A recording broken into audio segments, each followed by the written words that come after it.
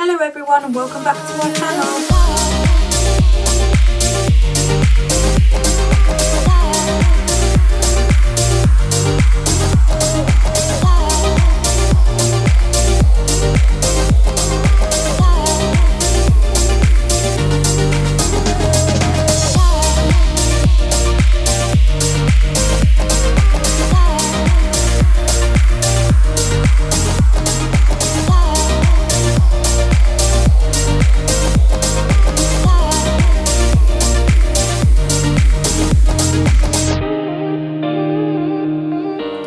So our video today, guys, is going to be all about Maya, what happened to Maya when she was born, kind of like why Maya's got the problems she has today, like the reasons for it.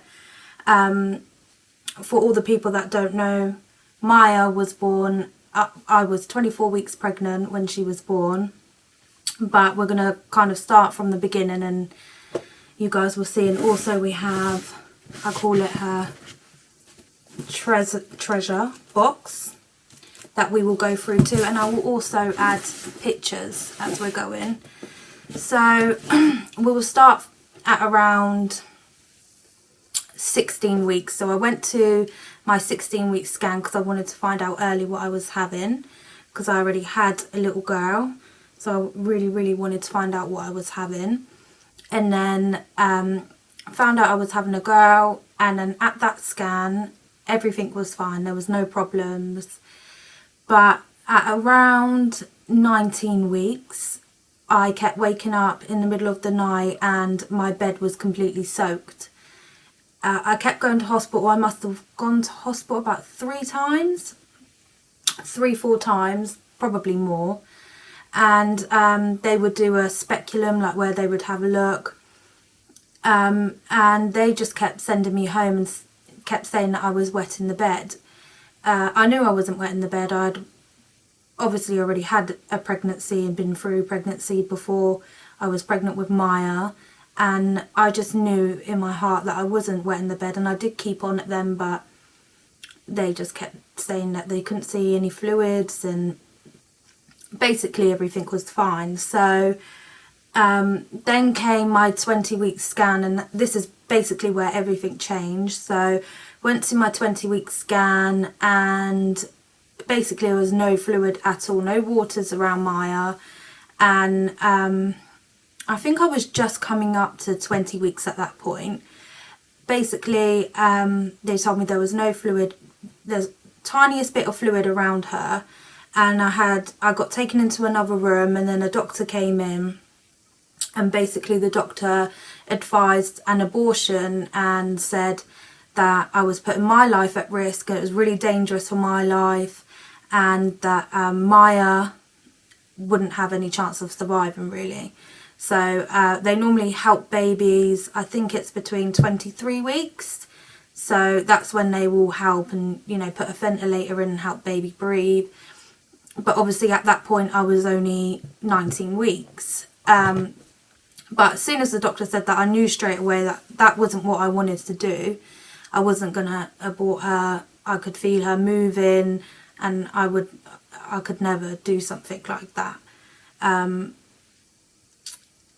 You already bond with your child, you know, like when you're feeling them kick. That was just out of the question. So at that point I refused and said no, and the doctor just said, you know, tried to warn me it was really dangerous for me, but I didn't want to know really. I knew what I wanted to do. So basically I had to keep coming in for scans. After that I got admitted then and had steroid injections, and basically when I went home I just had to keep an eye out for a fever, a temperature, anything like that, feeling unwell, and be on bed rest. So at that point I don't think anyone really thought that I was going to make it to what I did, 24 weeks plus 6 days. But so I went home anyway, kept going in for my checkups that in between, because obviously I had to be seen quite a lot after that. And one day I remember waking up, and I just, all of my body, like my arms, my legs, just everywhere felt really tender to touch. So I checked my temperature, and I was starting to get a fever. It wasn't too high. And then I started getting mild contractions. So, and they also said to me at the hospital that if I was to start contracting, they wouldn't stop labour. So of course I went straight into the hospital, and they said that I was getting sepsis. So I got hooked up, had antibiotics, and my body was just naturally going into labour. So the NICU baby doctors came round, had a little chat to me, and basically they just said that baby's got about 20% chance of surviving. They said that if she was to die while I was in labour, they wouldn't rush me round for cesarean, they would just let her go. They said that if she came out and she looked bruised, or she didn't look in a good way, they wouldn't help her. So kind of in that moment, it was just everything that was being said to me, that outcome didn't look good. So at that point I didn't have much hope, because this is what professionals were telling me. So I was in labour with her, had all this stuff being thrown at me. It was just, I didn't know if she was going to be born alive, or it was awful. But then she was born the next morning, and she came out, and it was, all I could hear was a little squeak. And then because I didn't get to see her straight away, and then I just saw this, like, as I looked down, I just saw this little foot go up, and this tiniest little foot. And then of course the baby doctors took her straight away, put a ventilator down, and they must have been there for 25 minutes to half an hour. So they got the ventilator down, and then they asked her dad to come and get a picture. But like that whole time I was just like, don't come over, because I just thought they were going to tell me the worst news, and I just didn't want to hear anything that they had to say apart from, she's all right. So as soon as they told her dad to take a picture, my heart just sunk. It was just like a bit of relief, and but so he took a picture of her, and it was just, I will put the picture up the top so you guys can see. I just couldn't believe it, like this little baby. But I didn't get to see her for hours and hours after that. And when I did finally get to see her, it was just so crazy. Like, I've never been into an intensive care unit, and as soon as I got in there, like, of course I know it's, to look after the babies, like, wash your hands, like, do this, do that, and it was just like, whoa. Like, and then when I finally got to see Maya, I just burst out crying. I could not believe what I was seeing, and I just could not believe that a baby that small could be alive. I just did not realise how small she was. I just broke down and cried, because I couldn't make out in my head how she was going to get through this. So when I first saw her, it was just so, I was so scared. I just couldn't believe it. I was just shocked. Even when I think about it now, of how small she was, it still seems absolutely crazy to me. Like, she's a miracle. But so that's the first time I saw her, and kind of then the doctors just said, is the next few days are going to be, she's either going to live or she's going to die. They kind of just said it as bluntly as I'm saying it, because I think they just need you to really understand. So that was hard to hear. But Maya she did really well.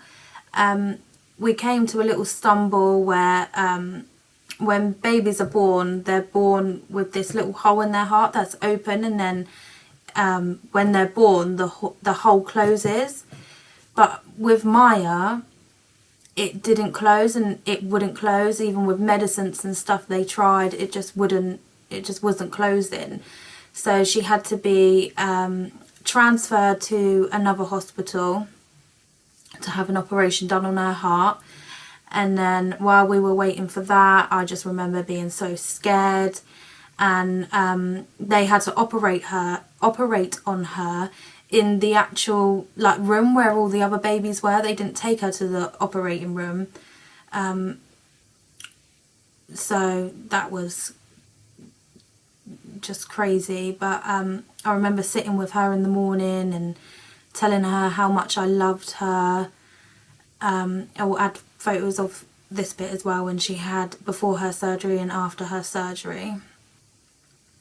So the surgeon came out and he just said she's a very, very lucky little girl. She lost so much blood, but the surgeons that were in there acted really fast and gave her a blood transfusion. I just want to show you guys how small she was. I'm praying that you can see. I just know it's not going to do it justice of how small she really was. Sorry about the noise, guys. So I'll show you a little vest that she wore. So, and she didn't fit in this straight away. She didn't wear this for a while. Maya was born, she was £1 7 ounces, and she went all the way down to £1. So she was tiny, but this took a long time for her to fit into this. But you can kind of see like my hand and this vest. She took ages to fit into that. And then this is just the cutest little thing on the planet. When they showed me this, I was kind of like gobsmacked. Like, I didn't even know you could get dummies like this. Well, of course they only had them at the hospitals. So this is her little dummy. I hope you guys can see. Like, it is just the most tiniest thing. So that was her little dummy. I'm just going to be looking through this box at the same time while I'm talking. So after she had that surgery, and while she was in hospital as well, she had a lot of blood transfusions, infections, just loads of stuff. And every time something would go wrong, it would be the same. That was what she had with her every night. So I would put it on me so it would smell of me, and then keep it in her incubator. So see her balloons, like literally Maya's baby boxes fall right up. This is cute.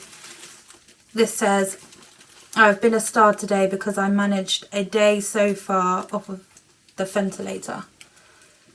So just amazing when you look back on all this stuff. Happy Mother's Day 2015 with love, Maya Hope. Look at the little arm, like the little, like what her arm was in. It's absolutely tiny. I'm trying to find her little hat. So this was the first ever hat that she wore. When I first saw her, this is what she was in. I'm trying to put it up to my hand so you guys can see how small.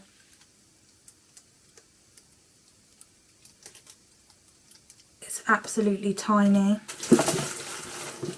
And then also, oh my goodness, this is the, don't worry, the hospital gives you all of these like once they've been used. This is her little blood pressure thingy.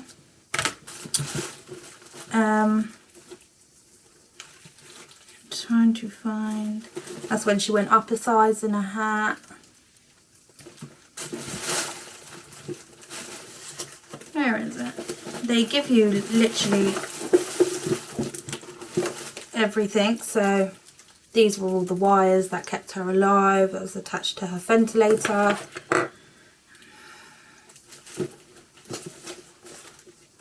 Where is it?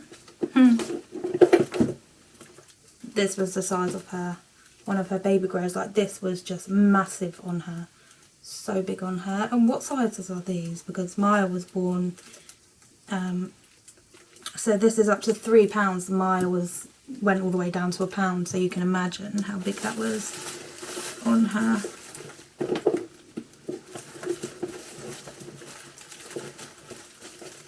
So daunting as well, like not first time mum, but like a new mum to, you know, the NICU, and you're going in to see your baby, and it's just beep beep, and like every beep that you would hear, when there was a beep that I didn't recognise, I would panic and I would call the nurse, like, is everything all right? These were her little monitors. And then she had like different hats for, like these sort of hats for different breathing machines. And trying to find, I love these.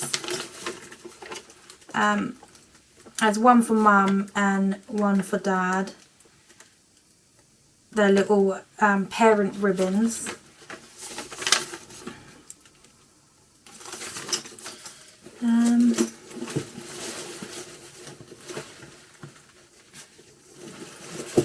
Her little, that wasn't even attached to her because it was too big, her name tag. Trying to find all these little tags and the hospital were just so lovely as well. Like on a Mother's Day, even on Easter, you would go in and there would be stuff on the side from them. It was just amazing. Trying to see if I have any of the scans from where she, no, might be in another box, but that's fine. But I will add pictures on there as well. So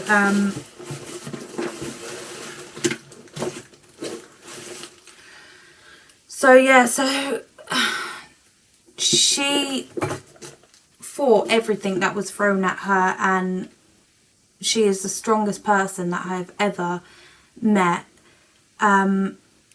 So after all of that, I had to go in like just before, because she was in the intensive care unit for about 2.5 months, and then she went to high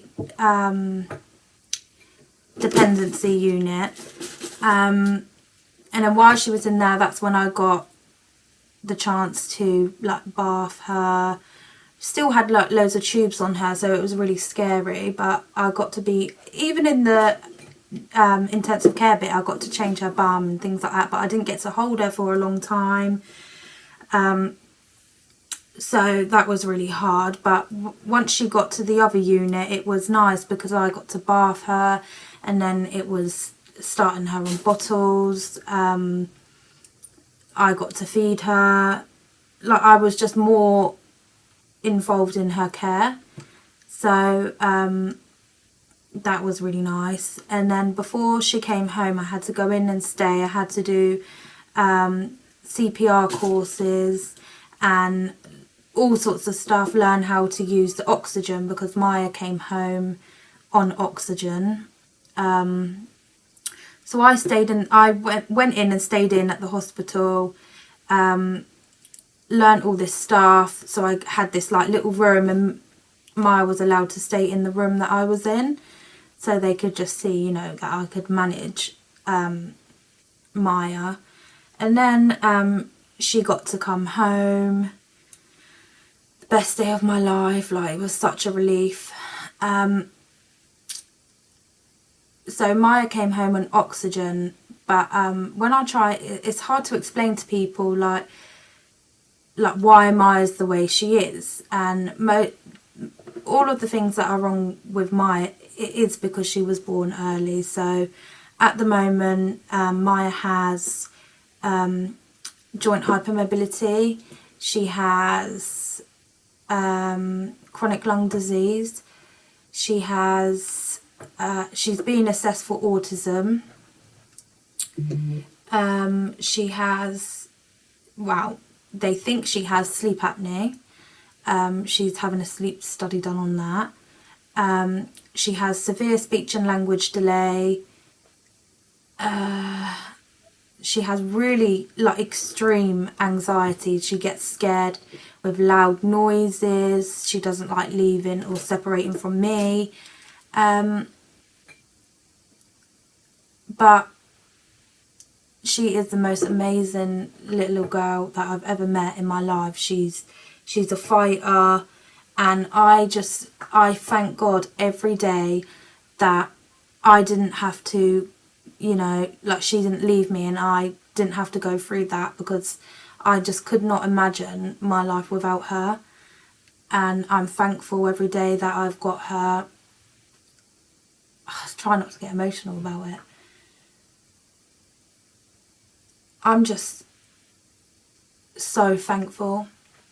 I'm so thankful. And I think when you go through something like that, it just shows you life's not a joke, life is precious, and there's people that go into hospital and don't come back out, and there's babies that don't get to come home. And when you go through things like that, you see. So don't take life for granted, guys, because you only get one life. Cherish the people you love and be thankful for what you have. But I kind of did a fast. There are so much more things that I haven't said about Maya, but I will do that in another video. But thank you guys for watching. And if you are enjoying all my videos, or our videos shall I say, please subscribe to our channel. Please like the videos and comment, guys, and press the little bell so you can get notified when our videos drop. Thanks for watching, guys. Bye.